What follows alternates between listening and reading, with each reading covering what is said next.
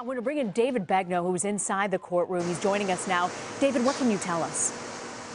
Well, it's my understanding, and I was having a really hard time hearing what was happening inside the courthouse, but the jury initially came back and told the judge they were deadlocked, but the judge asked them if a further clarification of law would help. The jury foreman said yes, and so the judge sent them back into their jury deliberation room to continue deliberating. Now, it got interesting about 45 minutes ago because what happened was the judge got two notes. He got a note actually from one of the jurors and then the foreman. Apparently, the foreman told the judge, hey, judge, listen, we've got one juror who's a holdout, and I don't think he is going to budge. It actually said he in the note.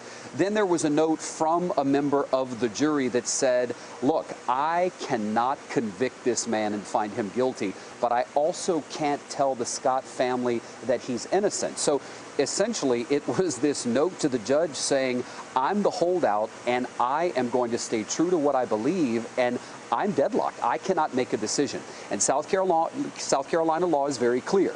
If it's guilty, everyone has to agree. And if it's not guilty, everyone has to agree. Otherwise, you're deadlocked. And so the judge brought them all back in and said, listen, in order for me to send you back out and say continue deliberating, you have to tell me if there is the potential that you can. Do you give me permission? The law says I need your permission to send you back at it. So if I give you some clarification of the law, would that help? Apparently the foreman said yes, and so the judge sent them on their way. So what happens now, David? Well, it's a good question. How long do they continue to deliberate? You know, earlier, Rena, it was interesting. Last night, the jury asked the question, can you give us the definition between fear and passion? Not the definition, but the difference. Can you tell us what the difference is between fear and passion? The judge eventually decided, no, I'm not going to, because if I start defining words for you like that, I may influence you in some way that I don't intend to. Now the judge is saying, I might give you a little bit more information based on some legal clarifications that can help you. Look, the bottom line is the prosecution, the defense, and the judge wants them to reach a verdict. You know, a hung jury really doesn't help anyone. And the question of would the prosecution retry Michael Slager if the jury wound up deadlocked? Possibly, potentially, but they're not willing to say at this point. So the judge on this late Friday afternoon has sent them back into the room. Now, Rena, look, they came back within 3 hours of him first sending them back and saying we can't reach a decision. So we very well could hear something within the next few hours. We'll see. David, it's just a fascinating take in how long, 3 days now that the jury's been working at this. So we know now the judge has sent them back. Typically in the past couple of days, how long has the jury spent? I mean, has it gone into the night? Well, last night it went until I would say about 7 p.m. There was some question as to whether or not the judge was going to make them work even longer into the night. But at 7 p.m. he said, look, I'll wrap you, bring you back tomorrow morning at 9 a.m. A lot of observers here outside the courthouse have been surprised, you might say, as to how long it's taken the jury to reach a decision. Many people within the community are somewhat surprised at how long it has taken. Remember, this is a case that involves a video that many people say had it not existed, this officer may have never been arrested. It's worth pointing out, according to testimony, the officers who initially interviewed Michael Slager bought his story, according to the prosecutor, and this is a quote, hook, line, and sinker. And then they realized there was a video, and that video changed everything. And so you've got, in this southern U.S. community, a white officer on trial for shooting and killing a black man as he ran away from the officer. And remember, these shots were fired as the victim was at least 17 feet away from the officer when he started firing. The man was running away, and he was hit in the back. But on the stand, the officer said he feared for his life. There was some type of altercation, he said, and so that is why he fired his service weapon.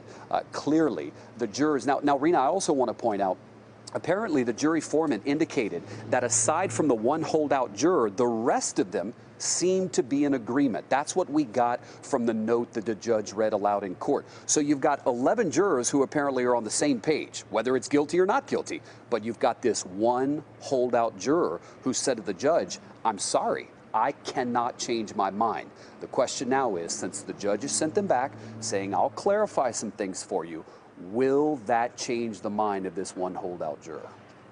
David Begnaud outside of the court at the Michael Slager trial in Charleston, South Carolina. Thank you, David. We want to go now to Sam Zanganeh, a former criminal defense attorney who's on the phone. He joins us now. Sir, what can you tell us about this particular case? Well, I mean, first of all, thank you for having me.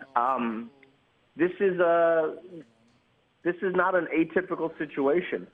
This is a media matter where it's a sensitive situation that's occurred during a sensitive time, and to have a jury that has, listen, from what I heard, and I just heard it from you guys right now, the implication was that it was 11-1.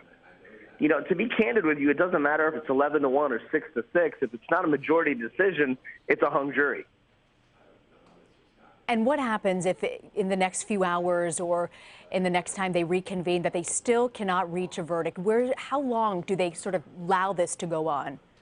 Well, it's a subjective analysis. I mean, pretty much what it is the judge is going to instruct them a few times as to whether, you know, to go back there and to continue their deliberations and their discussions, to keep an open mind and not to be fixed in your position if you hear something that sways you one way or the other. Now, that being said, if after one or two attempts, you know, the jury comes back and lets them know that they're deadlocked, then it's a mistrial, and the entire case has to be retried. And remind me again why this is so critical in South Carolina law, that you have to have consensus, that it can't be just a majority wins type ruling. Oh, no, it's that all over the country. I mean, let me tell you, you guys introduced me as a former criminal defense attorney. I'm a former prosecutor, a current criminal defense attorney, and I've tried cases, state and federal cases throughout the United States and in Puerto Rico, and in every jurisdiction, you have to have a unanimous verdict. It's not just in South Carolina, it's everywhere. But explain to us why that's so critical in these types of cases. Well, I mean, it's in any kind of case. In the criminal justice system, you have to have a unanimous verdict. For someone to have their rights taken away, and for someone to be put in a situation where they lose their liberty, which was the foundation of how this country emerged, our founding fathers deemed that it was necessary that a jury of your peers unanimously decide that you have broken the law and that the prosecution has convinced them beyond a reasonable doubt that you've done so. It's something that is, you know, one of the foundations of our judicial system. So when you hear about the evidence and the deliberation going on in this particular case, what struck out the most to you when you're talking about the evidence on both sides? What's the strongest case that Slager has, and what's the strongest case for the other side? I mean, listen, I saw the video. I don't know how any police officer or how anybody can justify shooting somebody in the back. I don't see it. I'm a defense attorney, and so, you know, when I sit down and I analyze a case, I do it. You know, first of all I put on my former prosecutor hat, and when after I do that analysis, I put on my defense attorney hat, and then at the end I put on my regular person hat. And in each situation, in the Slager case, I don't know how anyone can believe that a person that's running away that's completely unarmed from a police officer is a threat. I don't know how this police officer felt that he was in any kind of danger in any way, shape, or form. Now, mind you, I didn't watch the entirety of the trial. I didn't listen to all the 55 witnesses, but I did watch the video. And I think the video is everything in this case. It speaks volumes. Sam Zanganeh, former prosecutor and criminal defense attorney, thank you. Thank you.